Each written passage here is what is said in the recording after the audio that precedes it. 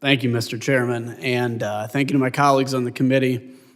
Thank you to our witnesses. I never expected today to be quite as emotional for me as it has been.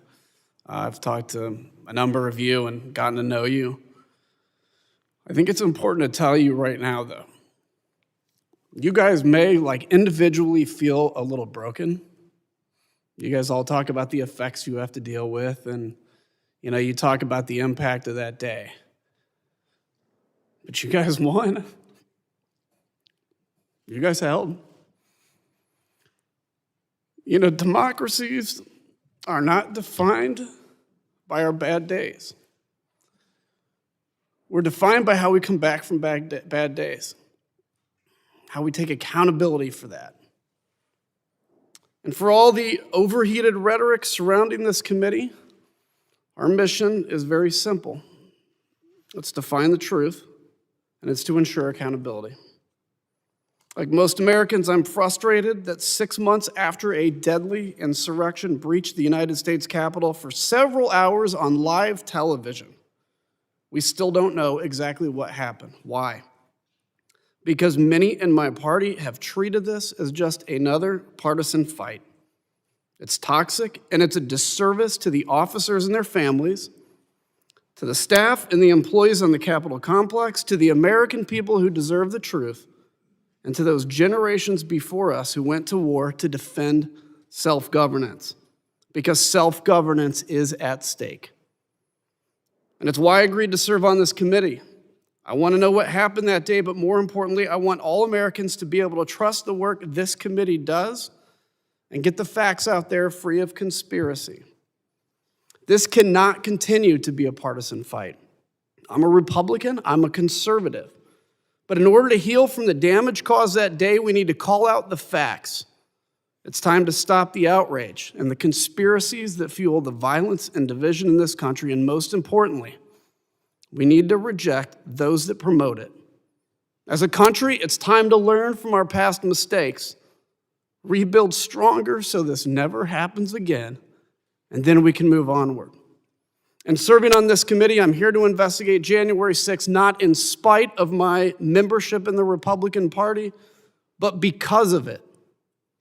Not to win a political fight, but to learn the facts and defend our democracy. Here's what we know. Congress was not prepared on January 6th. We weren't prepared because we never imagined that this could happen. An attack by our own people, fostered and encouraged by those granted power through the very system they sought to overturn. That is a lesson. That is not a conspiracy theory or a counter-narrative. We don't blame victims. We go after the criminals. Some have concocted a counter-narrative to discredit this process on the grounds that we didn't launch a similar investigation into the urban riots and looting last summer. Mr. Chairman, I was called on to serve during the summer riots as an Air National Guardsman. I condemned those riots and the destruction of property that resulted.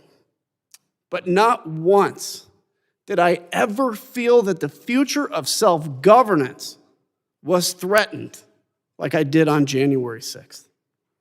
There is a difference between breaking the law and rejecting the rule of law, between a crime, even grave crimes, and a coup.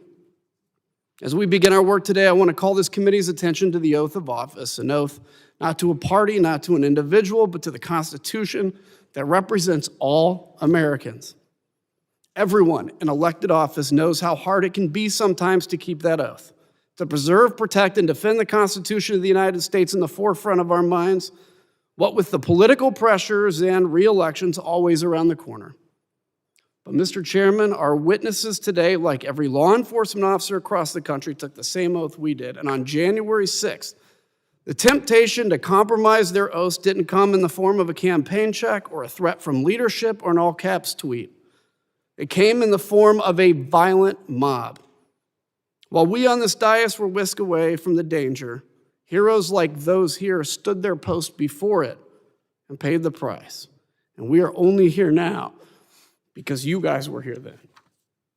Therefore, it's altogether fitting that we begin our investigation of January's lawless attack against the Constitution with these four men who made sure that the attack did not succeed, with those who helped to ensure that democracy held.